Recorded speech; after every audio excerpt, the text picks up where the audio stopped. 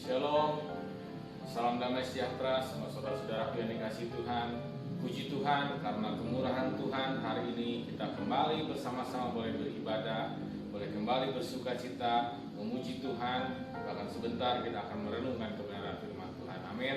Sungguh hari yang indah, di mana hari ini juga saya akan menyampaikan sebuah firman Tuhan yang berjudul Tuntunan Tuhan di Era New Normal. Mari kita buka firman Tuhan kita dalam Yohanes 10 ayat ke-14 sampai ke-15. Yohanes 10 ayat 14-15. Akulah gembala yang baik, dan aku mengenal domba-dombaku, dan domba-dombaku mengenal aku. Sama seperti Bapa mengenal aku, dan aku mengenal Bapa, dan aku memberikan nyawaku bagi domba-dombaku. Puji Tuhan. Kalau kita baca dalam satu perikop dari Yohanes pasal 10 yang kita baca tadi, mulai ayat yang pertama sampai ayat yang ke-21, maka kita akan menemukan bahwa pengenalan yang benar tentang Allah kita, yaitu Yesus Kristus yang digambarkan di pasal ini sebagai seorang gembala dan kita adalah domba-dombanya. Maka di situ kita akan menemukan sebuah janji-janji dari Tuhan, bahkan jaminan garansi dari Tuhan bahwa dalam kehidupan ini Dia akan menjanjikan, yaitu di ayat yang ke-9 pada pasal yang ke-10 ini berbicara tentang Ia akan selamat, ada janji keselamatan. Ada menemukan padang rumput, berbicara tentang pemeliharaan hidup, jaminan pemeliharaan hidup dari Tuhan. Dan di ayat yang ke-10 dikatakan, aku datang supaya mereka mempunyai hidup yang seperti apa, dan mempunyainya dalam segala kelimpahan.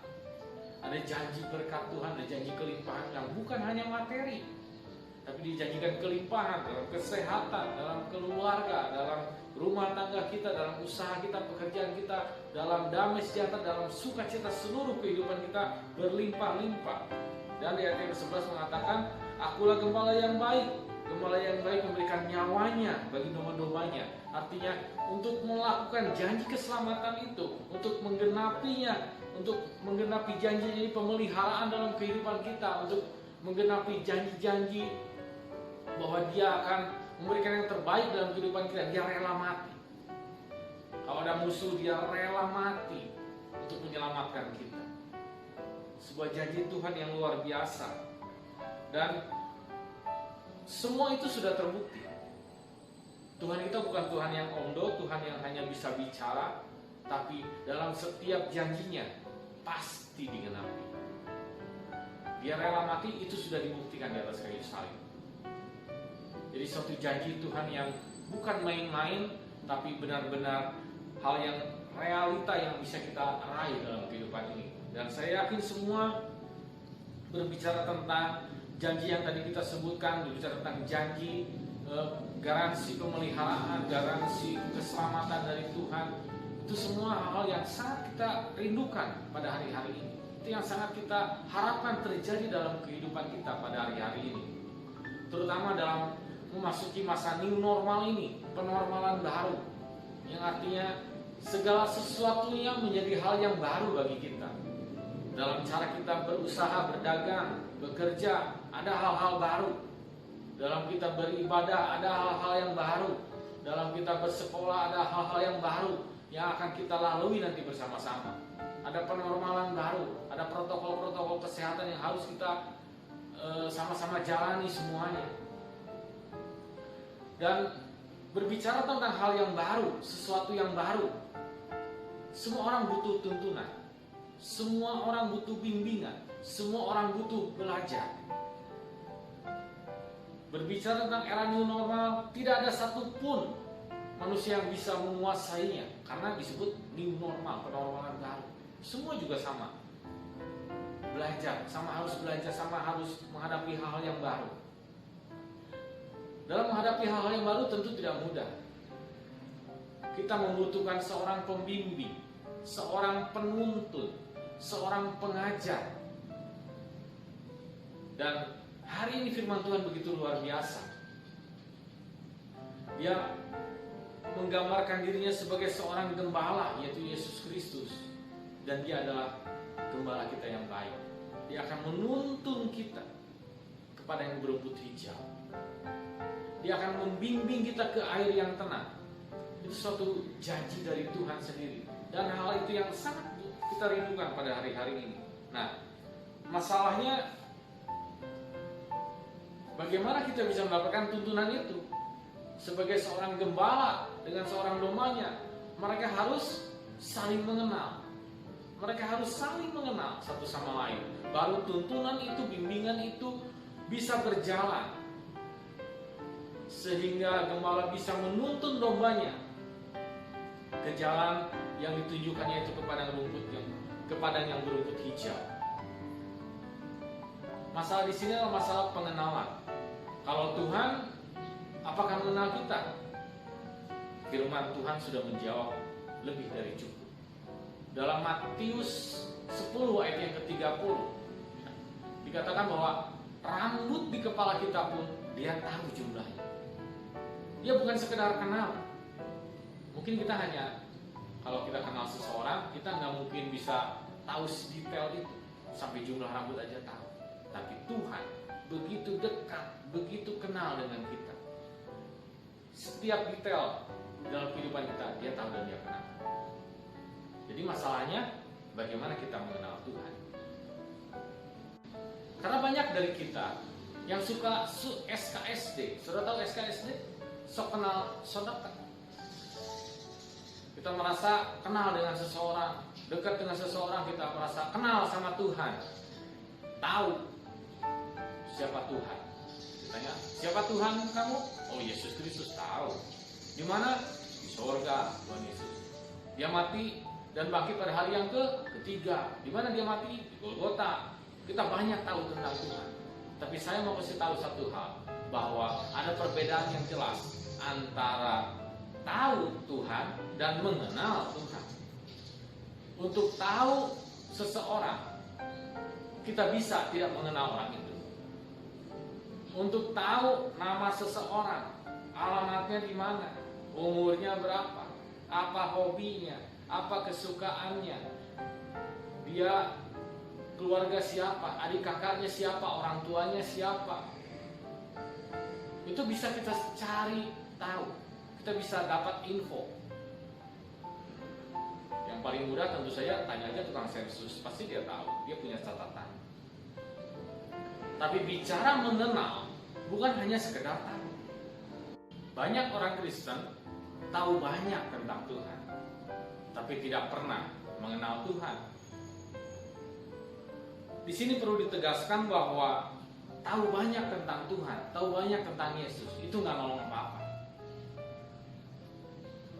Karena apa? Setan juga tahu tentang Tuhan.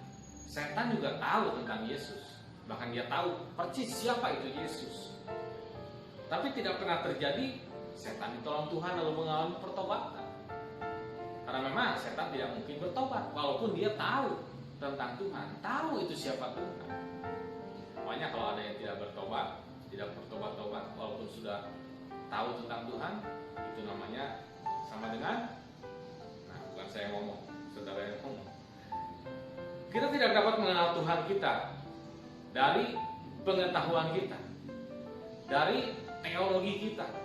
Kita tidak dapat mengenal Tuhan kita dari pelayanan kita. Kita tidak dapat mengenal Tuhan kita dari kegiatan-kegiatan rohani kita, dari jabatan rohani kita. Semua itu hanya bisa menyentuh level tahu tentang Tuhan. Karena itu nggak heran, ada banyak orang yang sudah terjun dalam dunia pelayanan, yang sudah jadi Kristen puluhan tahun, sudah melayani Tuhan, punya jabatan rohani di gereja, tapi bisa juga jatuh dalam dosa. Bisa juga dia seperti orang yang tidak kenal Tuhan. Karena tidak pernah mengenal Tuhan sesungguhnya. Dia hanya tahu tentang Tuhan. Jadi dari mana dan bagaimana kita bisa mengenal Tuhan? Kalau dari hal yang tadi disebutkan, dari pelayanan, dari teologi, dari jabatan, tidak bisa mengenal Tuhan. Kuncinya ya ada di ayat yang ke-4 dan ke-5 dari Yohanes yang ke-10 ini. Saya akan bacakan. Jika semua dombanya telah dibawanya keluar, ia berjalan di depan mereka, dan domba-domba itu mengikuti dia, karena mereka apa? Mengenal suaranya. Tetapi seorang asing pasti tidak mereka ikuti, malah mereka lari daripadanya karena suara orang-orang asing tidak mereka kenal. Domba itu punya banyak keterbatasan, punya banyak kelemahan sebetulnya. Dia tidak bisa berlari cepat, sehingga sangat mudah dijadikan mangsa oleh predator-predator, oleh serigala, oleh banyak binatang buas. Daya ingatnya juga kurang, dia kurang bisa menghafal jalan. Karena itu banyak domba yang tersesat jika terpisah dari gerombolannya, jika terpisah dari tuntunan gembalanya, sangat mudah sekali tersesat dan nggak bisa pulang. Walaupun jalan yang dilalui setiap hari ya itu aja, tapi dia nggak pernah ingat. Karena itu seorang domba perlu seorang gembala yang menjaga, melindunginya sehingga dapat berkembang biak. Kalau enggak, dia nggak akan bisa bertahan lama. Di samping kelemahan-kelemahan itu ternyata domba memang punya kelebihan, yaitu apa? Pendengarannya dia baik. Dia bisa membedakan suara gembalanya dengan suara orang asing. Tapi itu pun melalui sebuah proses belajar.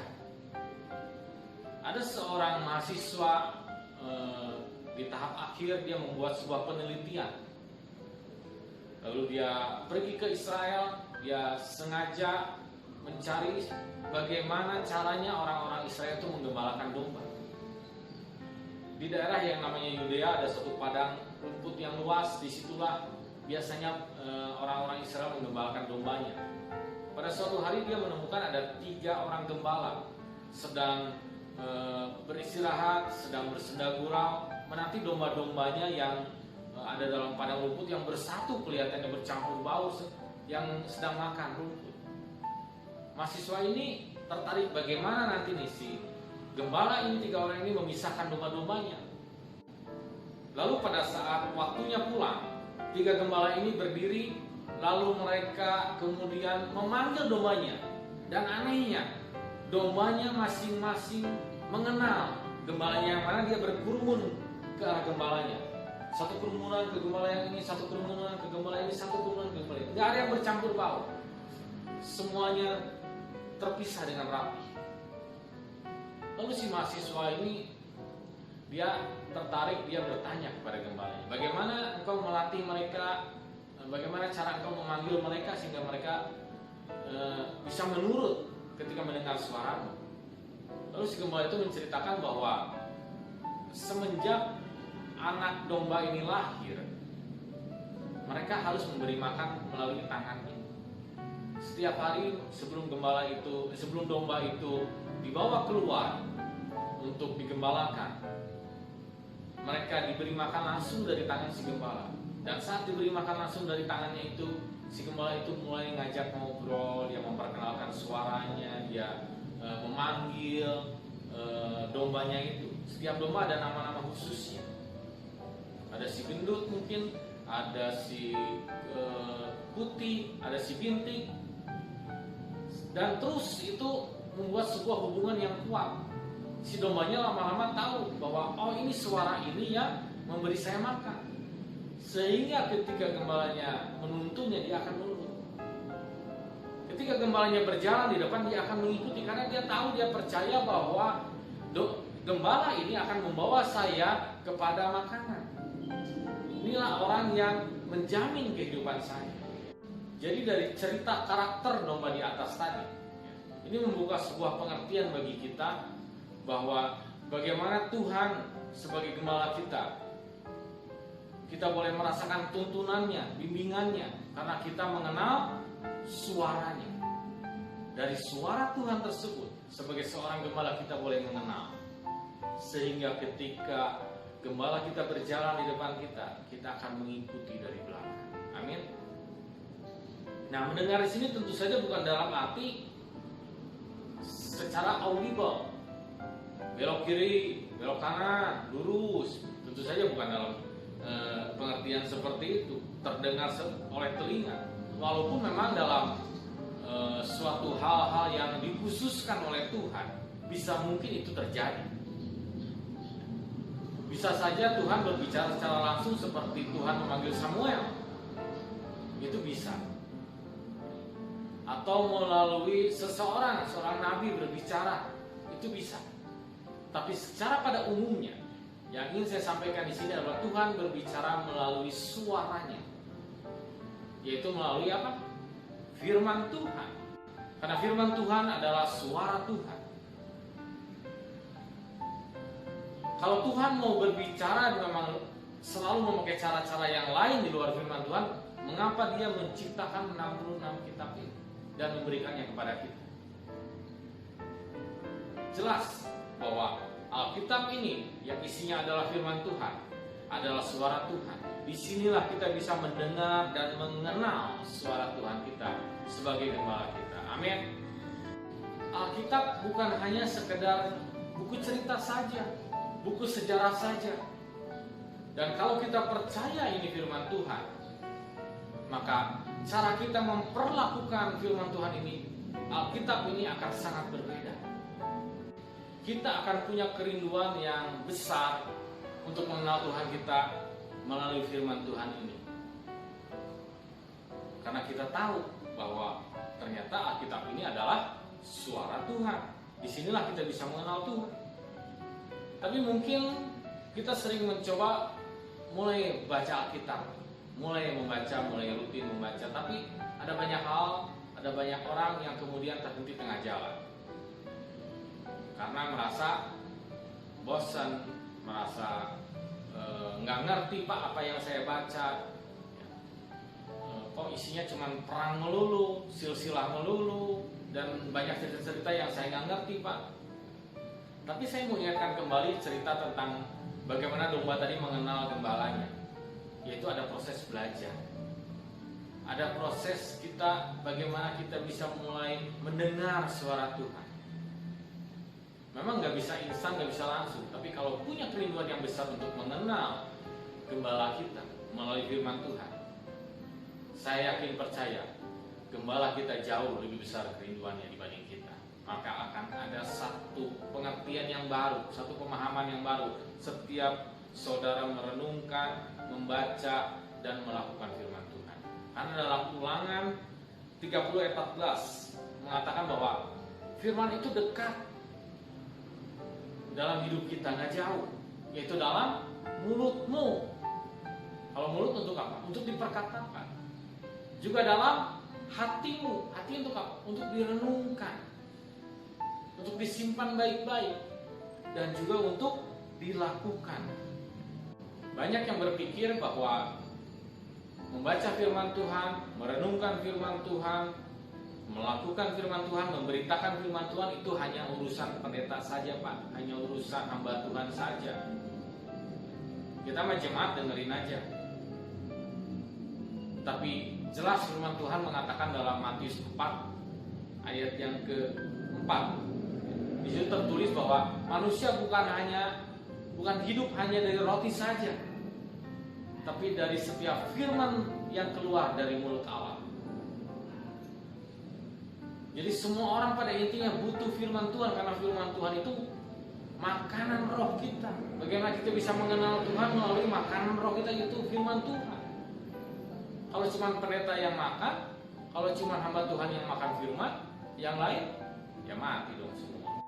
Tapi kalau kita memperlakukan firman Tuhan ini seperti kerinduan kita, kalau kita lapar akan makanan, kita akan rela melakukan apapun untuk isi perut kita. Banyak orang rela melakukan apapun untuk mengisi perutnya. Artinya di sini yang saya mau ambil adalah bagaimana sikap kita mengutamakan firman Tuhan sebagai makanan roh kita. Hanya orang sakit yang biasanya nggak suka makan. Artinya hanya rohani yang sakit bagi orang yang ada masalah dalam rohnya, yang nggak suka firman Tuhan. Jadi memang betul ketaatan itu penting, kesetiaan itu penting, pelayanan itu penting, status itu penting, dan hati yang memberi itu penting. Tapi basically atau yang utama pada dasarnya adalah bagaimana kita bisa mengenal suara Tuhan. Karena dari situlah harusnya lahir, ketika kita mengenal suara Tuhan, dari situ harusnya lahir sebuah kesetiaan, sebuah kerinduan untuk melayani, sebuah hati yang rela memberi. Karena apa? Karena mendengar suara Tuhan. Saya contohkan begini, ada domba yang pada awalnya dia betul ikut dalam gerombolan itu, ketika gembalanya berjalan di depannya, dia ikut dalam barisan bersama domba-domba yang lain. Lalu gembalanya tiba di suatu tempat yang padang rumput yang baik untuk dimakan domba-dombanya, maka dia berkata stop. Lalu dia berkata, ayo pada makan, silakan pada makan. Maka dia akan beristirahat. Domba yang baik, domba yang setia, domba yang mendengar suaranya, dia akan makan di tempat itu. Tapi kalau dombanya nggak mengenal suaranya, dia mulai lihat-lihat kiri kanan. Kayaknya kesana sedikit lebih bagus itu. Coba saya cari kesana sedikit. Sedikit, akhirnya dia terpisah dari gerombolan. Dan pada akhirnya dia akan bisa jadi tersesat. Demikian juga dalam pengiringan kita kepada Tuhan. Kadang-kala kita berpikir kita sudah setia sama Tuhan, kita sudah taat sama Tuhan, bahkan mungkin kita sudah melayani Tuhan, tapi kita nggak dengar suara Tuhan. Tuhan bilang, oke, kamu melayani di bidang ini, kamu berkembang di sini, kamu harus makan di tempat ini. Tapi seringkali kita bawa kemauan sendiri. Enggak deh, kayaknya ini nggak cocok buat saya cocoknya itu. Coba deh saya berlatih di sini, coba deh saya ambil yang ini, dan mulai kita memakai kehendak sendiri. Sehingga tanpa sadar kita semakin menjauh. Kita nggak dengar suara Tuhan, semakin menjauh dan akhirnya tersesat. Sehingga tiba pada suatu masalah kita bingung sendiri pada akhirnya. Di mana saya? Harusnya dalam posisi seperti ini apa yang saya harus kerjakan? Makanya ada begitu banyak orang yang terutama pada masa-masa sekarang new normal. Kemarinnya kita melewati masa-masa yang panjang dalam PSBB. Bagaimana banyak orang-orang yang asalnya melayani Tuhan jadi bingung, jadi berhenti, karena selama ini mereka tidak dalam tuntunan suara Tuhan. Dan ini pun bukan hanya dalam bidang rohani saja, dan bukan dalam bidang pelayanan saja, tapi yang saya mau katakan di sini adalah ini berlaku dalam seluruh kehidupan kita, terutama di saat-saat seperti ini, di era new normal ini, bahwa kita sangat membutuhkan tuntunan tangan Tuhan, sehingga kita tidak tersesat, sehingga kita nggak salah jalan, dan akhirnya terpisah dari perlindungan Tuhan. Karena itu mari saudara-saudara sekalian, saudara-saudara yang terkasih dalam Tuhan, saya tidak sedang dalam menghakimi siapapun, karena firman Tuhan yang saya sampaikan pun itu mutlak berlaku bagi saya. Mari kita saat ini merenungkan kehidupan kita. Apakah dalam kehidupan kita, ketaatan kita kepada Tuhan, kesetiaan kita kepada Tuhan, pelayanan kita kepada Tuhan, tanggung jawab kita dalam kehidupan ini kepada Tuhan, juga dalam usaha kita, dalam pekerjaan kita, dalam keluarga kita, dalam segala hal apapun yang sedang kita lakukan dalam kehidupan ini, apakah sudah benar semuanya berada dalam tuntunan tangan Tuhan? Apakah di saat-saat sulit seperti ini, yaitu di era new normal ini, tetap kita bisa mendengar suara Tuhan? Atau mungkin saudara dan saya mulai bingung, bagaimana ini, yang mana suara Tuhan, yang mana suara setan, yang mana suara hati saya? Jika itu yang terjadi, mari siang hari ini kita mau kembali kepada tuntunan yang benar. Dan tuntunan yang benar hanya ada dalam pengenalan akan suara Tuhan. Bagaimana kita bisa mengenal suara Tuhan?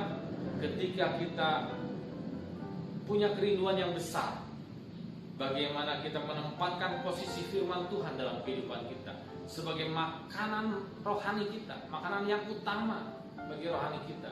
Sehingga saat kita membaca, kita merenungkannya dan melakukannya, maka itulah saat dimana Tuhan sedang menuntun kehidupan kita, sedang memimpin kehidupan kita, sedang membimbing kehidupan kita, sehingga kehidupan saudara dan saya tidak akan pernah tersesat. Selalu ada dalam tuntunan tangan Tuhan, selalu ada dalam bimbingan tangan Tuhan. Dan dalam masa-masa yang disebut dengan penormalan baru ini, hidup kita tidak lagi bimbang, hidup kita tidak lagi bingung, hidup kita tidak lagi dicekam oleh rasa takut atau rasa khawatir. Karena ada satu tuntunan yang pasti dalam kehidupan kita, di mana gembala kita yaitu Yesus Kristus berjalan di depan kita, dan kita mengikuti dari belakang. karena kita mendengar dan kita mengenal siapa Tuhan kita. Amin. Karena itu hiduplah selalu dalam tuntunan suara Tuhan kita, Gembala kita, yaitu Yesus Kristus, Tuhan dan Juru Selamat kita. Haleluya, puji Tuhan. Firman Tuhan saya cukupkan sampai di sini. Mari saya undang saudara bangkit berdiri. Mari kita mau memuji Tuhan. Mari jemaat Tuhan, nyanyikan lagu ini sebagai bentuk kerinduan kita bahwa dalam pengiringan kita kepada Tuhan, kita sangat membutuhkan tuntunan suara Tuhan. Haleluya. Mengiringmu seumur hidupku, masuk dalam rencanamu Bapa. Pikiranku, kehendakku, ku serahkan padamu. Harapanku hanya di dalam-Mu. Ku kan teguh bersama-Mu Tuhan. Jadikanku bejana-Mu untuk memuliakan-Mu. Haleluya Yesus. Oh haleluya. Terima kasih Yesus. Terima kasih ya Tuhan. Terima kasih Yesus, lewat firman Tuhan siang hari ini Tuhan, kami boleh diteguhkan bahwa dalam firman-Mu ada janji-janji dan garansi daripada-Mu Tuhan, bahwa Engkau menjanjikan keselamatan, pemeliharaan hidup dalam kehidupan kami ya Tuhan. Oleh karena itu Tuhan, kami mau belajar mengenal suara-Mu Tuhan, sehingga dalam mengiring Engkau kami berjalan dalam tuntunan tangan-Mu selalu ya Tuhan. Terima kasih Yesus, terima kasih ya Tuhan. Menyerahkan jemaat GSPD Philadelphia Immanuel Cimahi, juga seluruh yang mendengarkan video khotbah ini Tuhan, hanya ke dalam tangan-Mu Tuhan. Kami percaya Tuhan, melalui masa-masa yang sedang kami lalui ini Tuhan, kami akan mempunyai pengalaman-pengalaman indah bersama-Mu ya Tuhan. Kami tidak perlu takut, kami tidak perlu khawatir, kami tidak perlu bingung lagi ya Tuhan. Sebab ada tangan-Mu, ada suara-Mu yang akan membimbing kehidupan kami semua, menuntun kehidupan kami semua. Terima kasih ya Tuhan. Dan dalam setiap perjalanan hidup kami seminggu ke depan ya Tuhan, kami menyerahkan ke dalam tangan-Mu. Memberkati bagi mereka yang berusaha, bagi mereka yang sedang berdagang, bagi yang sedang dalam pekerjaan, bagi yang sedang dalam pendidikan ya Tuhan. Apapun dalam aktivitas kami Tuhan, kami menyerahkan semuanya ke dalam pimpinan perlindungan tangan-Mu saja Tuhan. Kami percaya kalau Yehova Jireh, Kau yang mencukupkan setiap kebutuhan kami ya Tuhan. Terima kasih Yesus, terima kasih ya Tuhan. Dan juga Tuhan, kami juga Tuhan berdoa bagi bangsa dan negara ini ya Tuhan. Biarlah Engkau juga terus Tuhan memulihkan keadaan bangsa dan negara kami Tuhan, sehingga setiap aktivitas kami dapat kembali normal seperti biasa ya Tuhan. Terima kasih Yesus, terima kasih Tuhan. Menyerahkan Tuhan untuk semua jemaat-Mu, untuk semua para penatua, diaken, diakones, juga Bapak Ibu Gembala kami ke dalam tangan-Mu Tuhan. Biarlah kami selalu dalam pimpinan perlindungan tangan-Mu yang ajaib Tuhan. Terima kasih Tuhan. Dan sebentar kami mau terima berkat yang daripada-Mu. Mari jemaat Tuhan yang merindukan berkat dari Bapa kita surgawi, angkat kedua tangan-Mu dan katakan amin untuk setiap berkat yang Kau terima.